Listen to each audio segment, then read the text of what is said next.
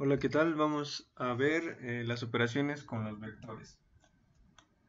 En las operaciones con los vectores, pues ya vemos que un vector se puede representar con una flecha superior matemáticamente y eso con ello se pueden hacer sumas, restas, multiplicaciones por un escalar o productos cruz. En este caso vamos a ver la suma de vectores. La suma de vectores siempre da igual a una resultante. Esa resultante no se va a sumar como con los números normalmente. La suma se hace a través de sus componentes, los componentes de cada vector. Luego estos se tienen que elevar al cuadrado y se le saca la raíz cuadrada, como lo dice en esta fórmula. A vector más B vector igual a una resultante vector es igual a la raíz cuadrada de la componente X del vector A más la componente en X del vector B al cuadrado más la componente en Y del vector A más la componente en Y o vertical del vector B y todo al cuadrado. Se le saca la raíz y así se obtiene la magnitud de la suma de los vectores. Como se ve en esta figura, aquí tenemos el vector A y el vector B en color verde. La suma es A más B, que es la azul. Por el método del paralelogramo que se conoce, se saca la paralela al vector B, que es esta, y la paralela al vector A. Entonces, del punto del origen hacia donde se cruzan esas paralelas va a ser la magnitud, este vector va a ser la magnitud de la suma de dichos vectores. Pero se tiene que saber cuáles son las componentes de cada vector para poderlo hacerlo matemáticamente. Entonces, la distancia horizontal del triángulo formado por el vector A, la distancia horizontal esa va a ser la componente en X. La distancia vertical formada por el triángulo del vector A va a ser la componente en Y. La distancia horizontal del triángulo formado por el vector B va a ser Bx, o sea, es la componente horizontal del vector B.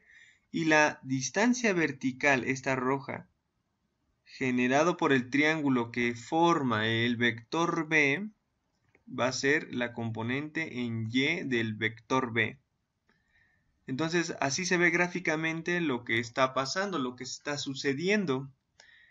Esta expresión es debida al teorema de Pitágoras, que pues, todos conocen, que C es igual a la raíz de A cuadrada más B cuadrada,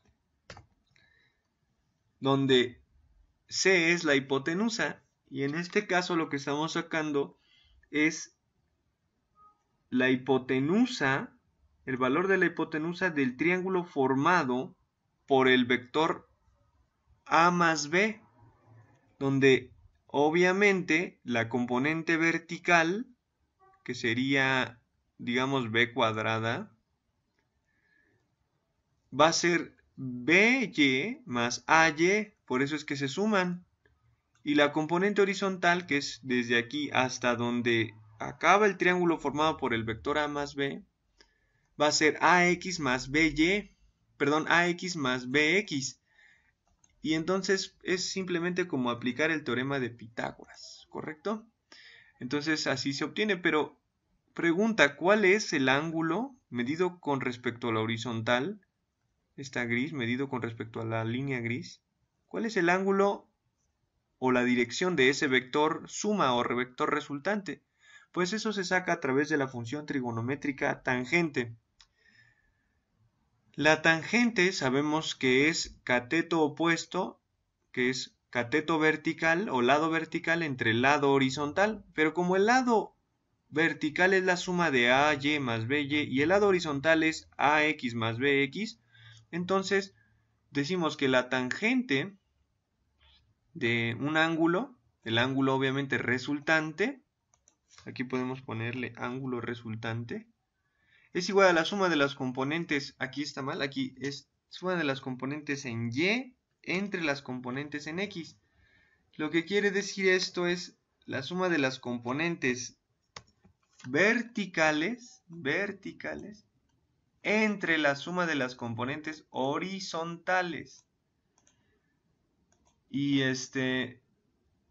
bueno, eso así sería, pero esto es para sacar la tangente, pero si nosotros quisiéramos saber el valor del ángulo, entonces se hace con la función inversa a la función tangente, que es la función arcotangente, que también es a veces llamada tangente a la -1 de algo, de algún argumento.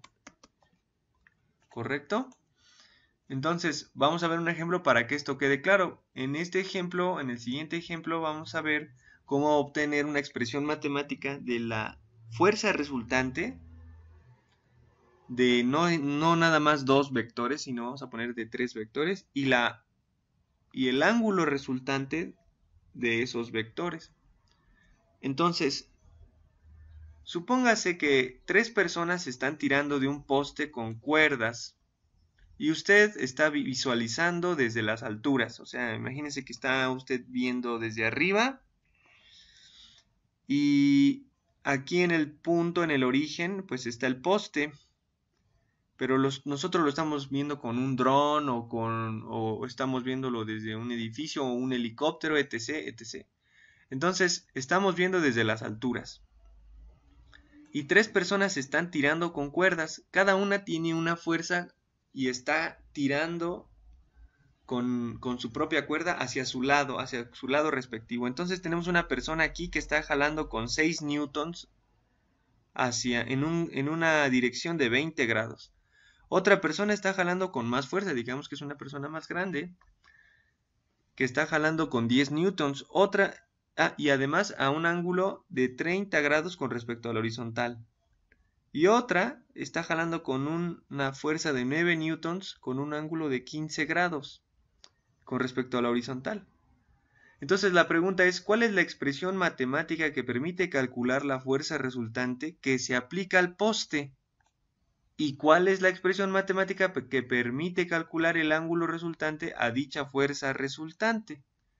O sea, ¿en qué dirección se va a caer el poste? Visto de aquí desde arriba, se va a ir para acá, para acá, para acá. ¿Para dónde? ¿Quién va a ganar? ¿Y hacia qué dirección va a tener? ¿Y con qué fuerza va a caer? ¿O va a ser la fuerza resultante? A lo mejor el que jala para acá con 10 newtons contrarresta la fuerza que está aplicando el de 6 newtons para acá. Entonces, a lo mejor gana el de 10 newtons. O gana que el poste se vaya a ir hacia el cuadrante 2 o el cuadrante 3 del plano cartesiano. Entonces vamos a ver la convención de signos. La convención de signos es arbitraria. ¿Qué quiere decir eso? Que la convención nada más nos ayuda a asignar un signo, asignar el signo de una fuerza actuando sobre un cuerpo. Es decir, nosotros decimos, todas las fuerzas que estén a la derecha del origen son positivas y todas las fuerzas que estén hacia arriba del origen son positivas.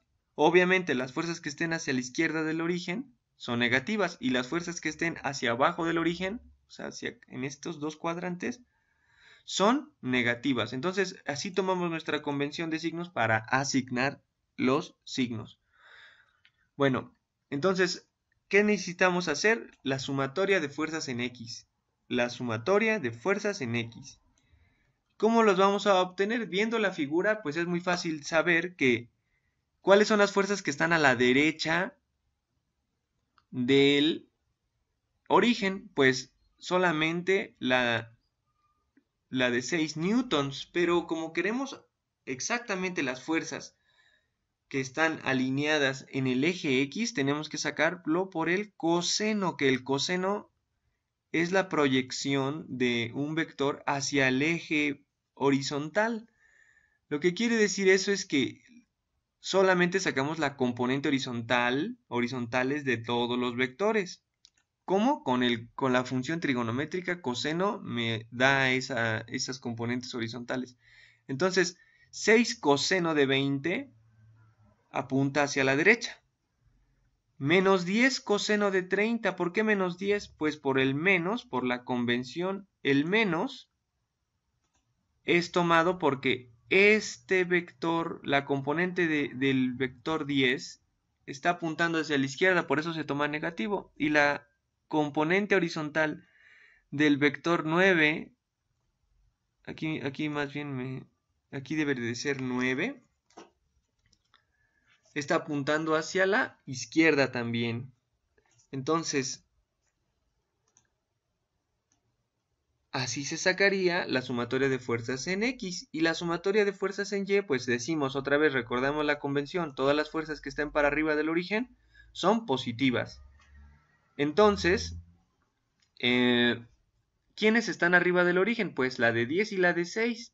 La de 9 está para abajo, por lo tanto aquí se ve cómo va a ser negativa. Entonces, 6 seno de 20 es la componente vertical del vector 6, la componente vertical del vector 10, la componente vertical del vector 9. Ajá, cada una con su función trigonométrica seno. ¿Por qué seno? Pues porque el seno nos da la componente vertical de un vector, ¿no? Digamos, el lado vertical del triángulo formado por el vector. Entonces, recordemos la expresión de cómo sacar una fuerza resultante, pues es la raíz cuadrada de la sumatoria de las fuerzas en X al cuadrado más la sumatoria de las fuerzas en Y al cuadrado. Sustituyendo, tenemos la sumatoria de las fuerzas en X, aquí es 9, y la sumatoria de fuerzas en Y al cuadrado. Esto me da, aquí también había puesto 15, pero es 9 porque la fuerza es 9. Y aquí tenemos la sumatoria de fuerzas en Y entre la sumatoria de fuerzas en X. Y así obtenemos la fuerza resultante, la expresión matemática de la fuerza resultante. No están pidiéndonos que calculemos cuál es el valor exacto, que sí lo tiene, obviamente, que se puede calcular. Solamente nos piden la expresión matemática. Y la expresión matemática para qué ángulo, para a dónde se va a ir ese poste, después de que lo están jalando 3 personas, pues se obtiene con la función arcotangente, como ya habíamos visto, la sumatoria de las fuerzas en Y entre la sumatoria de las fuerzas en X, y ya nos da la expresión matemática, que es lo que nos pedían, estas dos nos pedían. Cambiando de tema, o avanzando con los temas, vamos a ver los tipos de fuerza. ¿Cuáles son los tipos de fuerzas que existen? Pues hay fuerzas colineales que están en una misma línea. Las fuerzas colineales, como se ve en esta figura, están en una misma línea y pueden ser que tengan el mismo sentido o sentidos opuestos. ¿Correcto? O sea que concurran. ¿Ok? Que esas son otro tipo de fuerzas que vamos a ver a continuación. Entonces, bueno, fuerzas paralelas es otro tipo de fuerzas. Estas tienen el mismo sentido y dirección, o sea, el mismo signo y el mismo ángulo, pero nunca se juntan. ¿Ok? Entonces aquí están. Las fuerzas antiparalelas es la misma dirección, pero el sentido es opuesto. No se tocan tampoco, puesto que son paralelas. Coplanares. Pertenecen al mismo plano, pero no tienen la misma dirección, ni siquiera tienen el mismo sentido. Y aquí vemos la figura, cómo está el plano, un plano, puede ser el plano cartesiano. Y hay fuerzas o vectores que están ahí sobre esa superficie, pero no se salen. Aquí vemos la flecha roja, indica que esas dos fuerzas negras o esos dos vectores negros pertenecen a la hoja o pertenecen a esa superficie, pero no pertenecen fuera de ella. ¿Correcto? Muy bien. Nada más debo de recordar que se puede hacer cualquier pausa para regresar, porque aquí como ya vamos explicando rápido sin pausas, ya escribí primero todo.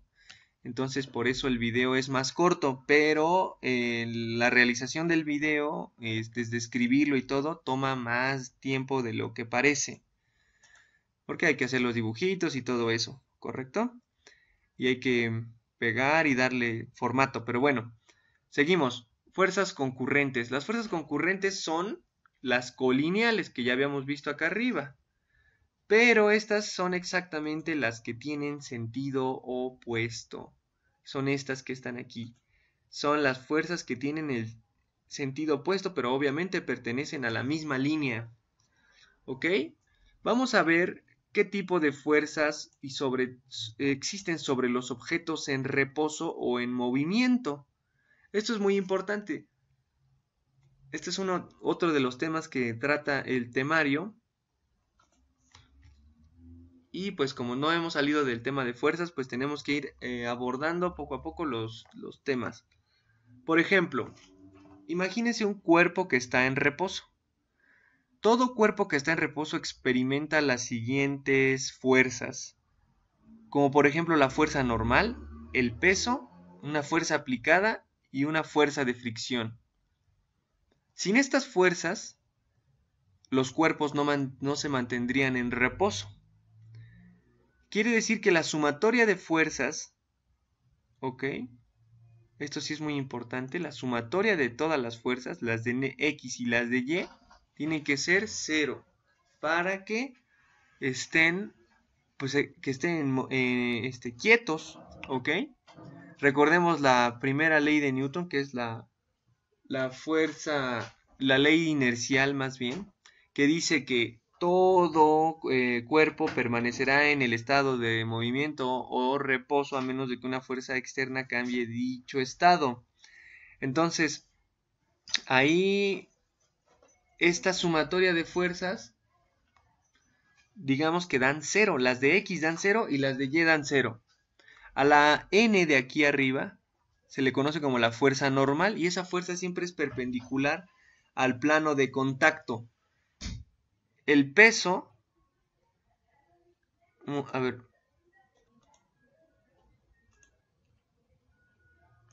ok, entonces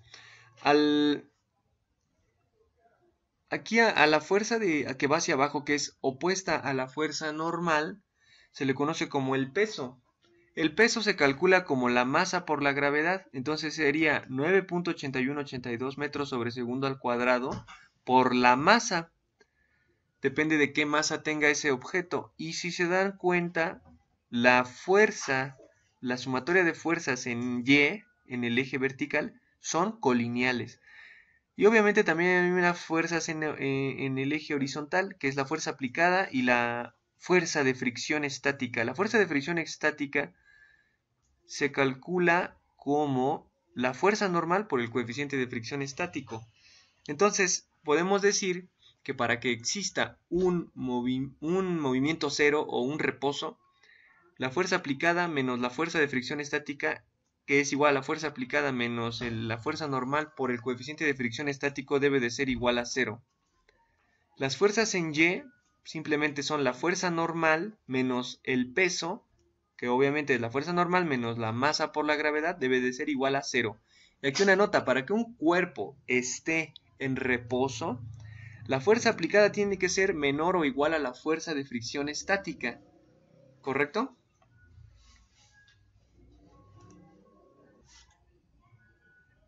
Entonces tiene que ser menor o igual, porque si fuera mayor, pues ya se empezaría a mover. La fuerza aplicada es la que hace que se muevan las cosas.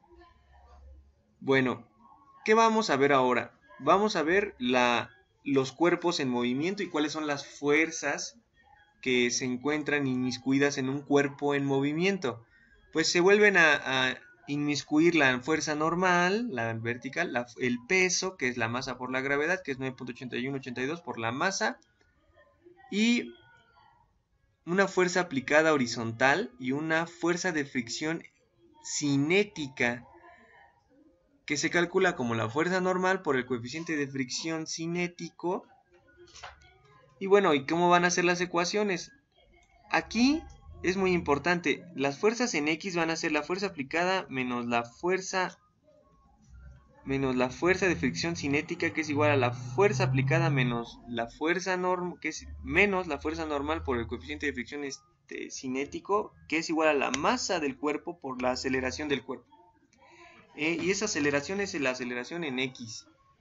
Las fuerzas en Y, pues esas sí van a ser muy parecidas a las fuerzas de los cuerpos en reposo, puesto que cuando alguien aplica una fuerza horizontal, nunca se elevan los cuerpos, ¿no? Entonces las fuerzas en Y dan 0.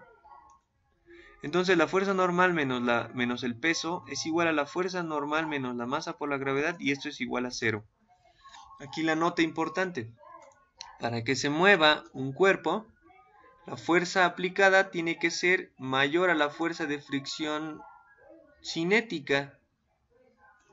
Y bueno, se preguntarán qué es eso del coeficiente de fricción cinético y el coeficiente de fricción estático. Simplemente son coeficientes que permiten dar una relación entre dos materiales que se están rozando. Por ejemplo, vamos a ver esta tablita. Aquí hay diferentes superficies. Por ejemplo, un cuerpo puede ser de madera y puede estar sobre un piso de madera. Entonces, si está detenido, su coeficiente de fricción, que no tiene dimensiones, se dice que es adimensional, es 0.4. Y el coeficiente de fricción cinético, o sea, si se está moviendo, es 0.2, obviamente es menor. Y así sucesivamente hay diferentes tipos de coeficientes para diferentes tipos de materiales.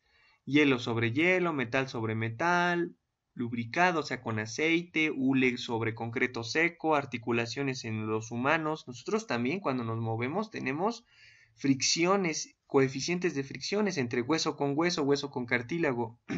Y pues su valor es 0.01. Ok, bueno. Ahora veamos, vamos a seguir avanzando en los temas.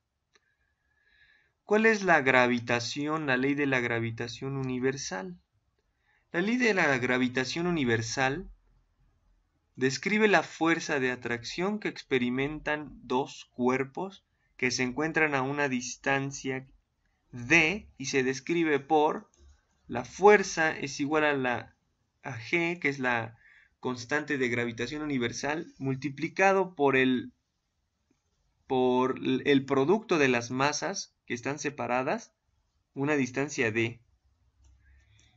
Y entonces la expresión es entre d cuadrada, donde g, que es la constante de gravitación universal, que es 6.67 por 10 a la menos 11 newtons por metro cuadrado sobre kilogramo cuadrado. Entonces, M1 y M2 son las masas en cuestión. Por ejemplo, aquí la Tierra y una esfera, la Luna, por ejemplo. D es la distancia que las separa. Esta fórmula es una ley universal, o sea, hace que puede aplicarse tanto a manzanas con cajas, planetas con manzanas, seres humanos con perros, aves con aviones, aves con tiburones, lo que sea, porque es universal. Entonces, vamos a ver un ejemplo para ver cómo se utiliza. Digamos, un cuerpo con una masa de 1000 kilogramos y otro con una masa de 8 kilogramos están a 2 centímetros de distancia. Entonces, la pregunta es, ¿cuál es, aquí sería con acento, la fuerza de atracción que experimentan uno del otro? O sea, van a experimentar una fuerza de atracción dos cuerpos, simplemente por estar separados una distancia d. Esta ley la postuló Isaac Newton. Es una de las leyes fundamentales de su libro de los principios matemáticos que tiene, del libro Principios Matemáticos. Entonces, vamos a ver cómo sustituir. ¿Qué datos tenemos en el problema? Vamos a pasar el problema hasta acá.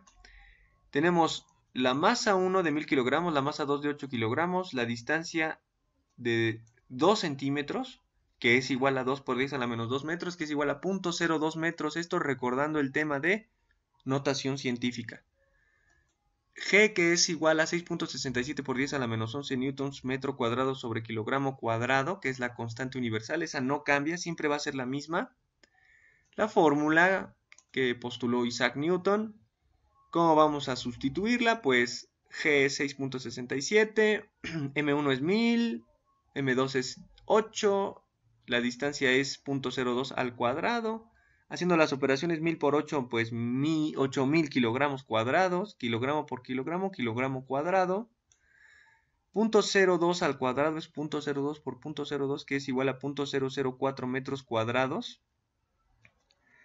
Y luego todo eso multiplicado por 6.67 me da 1.334 por 10 a la menos 3 newtons. O sea, hace que la fuerza de atracción, si recordamos la notación científica, es 0.0010334 newtons. O sea, es muy cercana a cero. O sea que si, por ejemplo, ¿qué pesa 1000 kilogramos? Pues un carro. ¿Y qué pesa 8 kilogramos? Pues, no sé, una mochila. Una mochila de la escuela puede ser, o una laptop. No, es una laptop, es muy pesada. Una mochila. O una patineta, por ejemplo. Pues las fuerzas de atracción que experimentan uno con otro es 0.00133 newtons, que quiere decir que, aunque no parezca en la vida real, por supuesto que nosotros no podemos censar fuerza que no nos está, que no nos compete, vaya.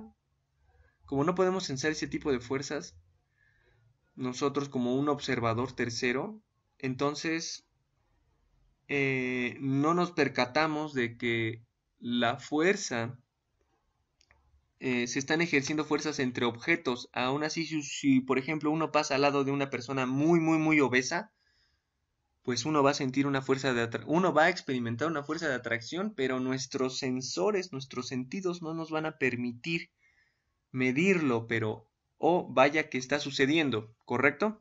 Bueno, entonces, ahora vamos a hablar de otro tema. Estos y los demás temas de fuerzas van a seguir en la tarea. Va a venir o va a estar introducida en la tarea, que es una tarea que va a tratar pues de problemas de fuerza, de cálculo de componentes, de cálculo de fuerzas de fricción, de etc, todos los temas que ya hemos visto. También se va a decir qué tipo de fuerzas son, se va a preguntar si son colineales, paralelas, antiparalelas, etcétera. Entonces, vamos a ver un tema, cambiando de tema, pero viendo todavía de física, la energía. La energía en el Sistema Internacional de Unidades, en el SIU, se mide en joules y se puede ver como la fuerza aplicada a un objeto o ejercida por un objeto a través de una distancia. La energía puede ser almacenada o disipada. En esos casos se habla de procesos conservativos, que son ideales porque no hay transformación de energía ni pérdida, y los procesos no conservativos, que son procesos reales, donde la energía se transforma en otra. Digamos, la energía pasa de un estado a otro estado, o de un proceso a otro proceso. Como la energía que se necesita para mover un vehículo, ¿correcto?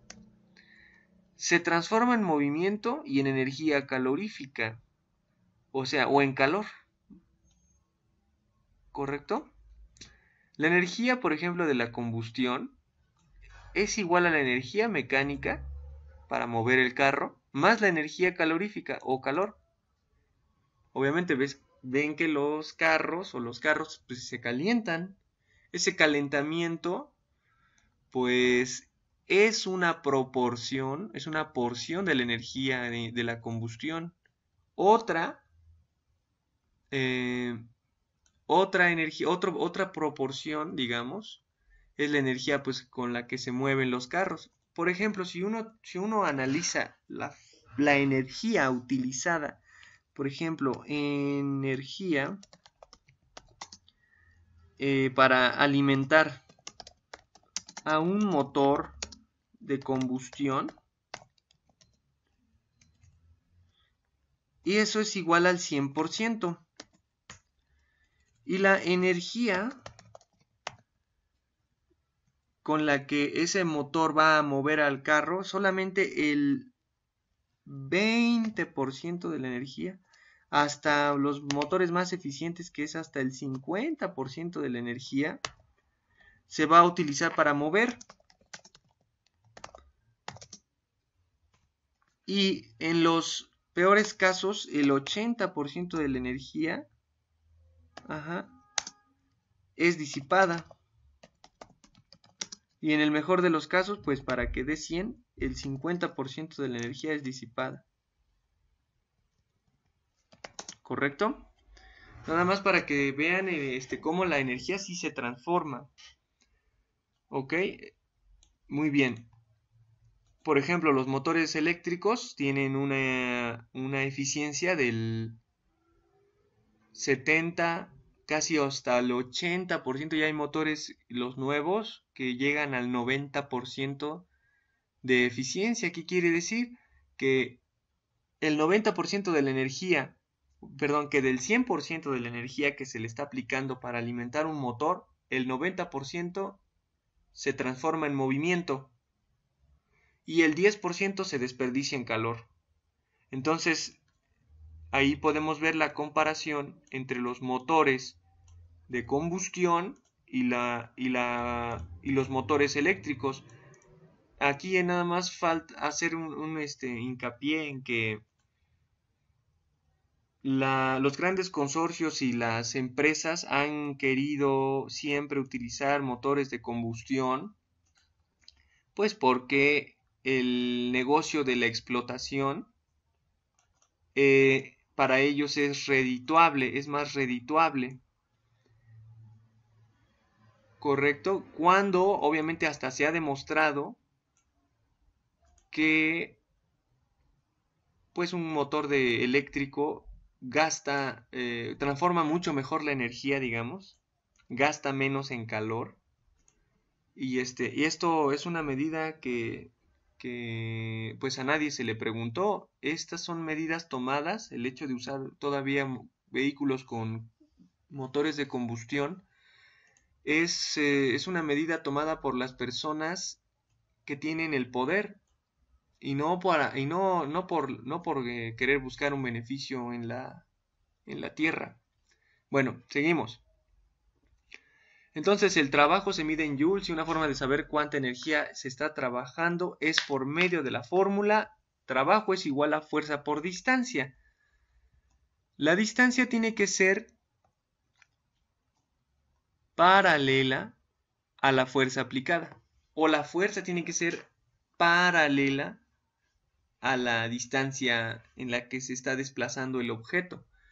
Por lo que se necesita una fuerza aplicada para generar un trabajo. Entonces ya habíamos dicho que tiene que ser paralela. Y aquí se ve en la figura.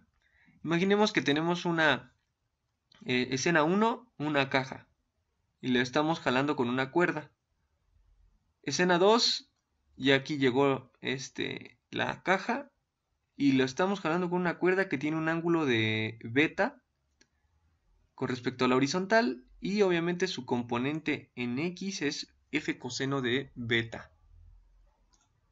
Entonces, para poder hacer que la fuerza y el desplazamiento sean paralelos, tengo que ocupar la función trigonométrica coseno. Entonces, vamos a ver un ejemplo.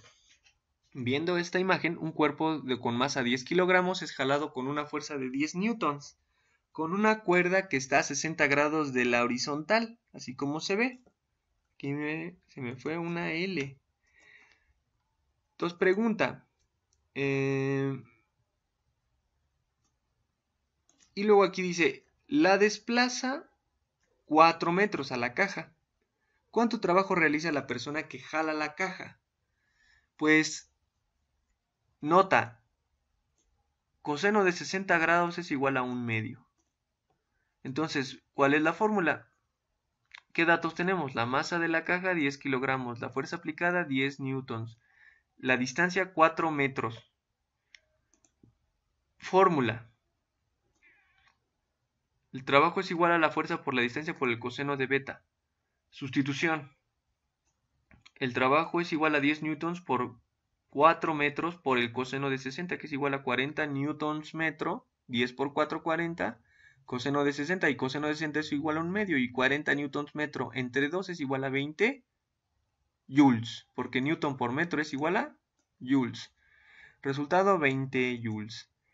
Después, en la siguiente sesión, veremos los tipos de energía. Los tipos de energía son básicamente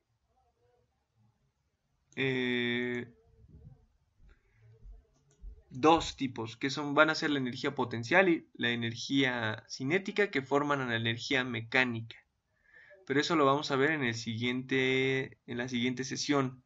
Aquí lo importante que quiero remarcar, otra vez con esto del tiempo, es que no es lo mismo escribir y explicar que primero escribir y luego explicar.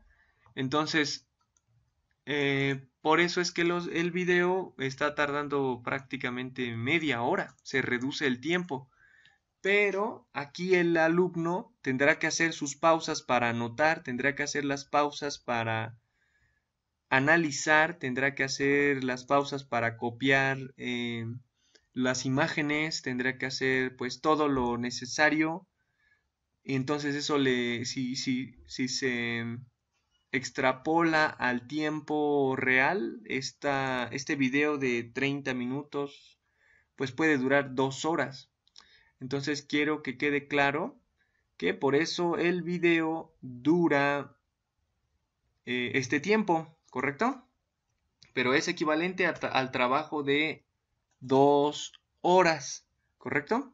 O sea, más o menos media hora de video ya primero escrito y luego es escrito es igual a 2 horas de simultáneamente. Que eso yo lo hice para que no se hicieran archivos tan pesados.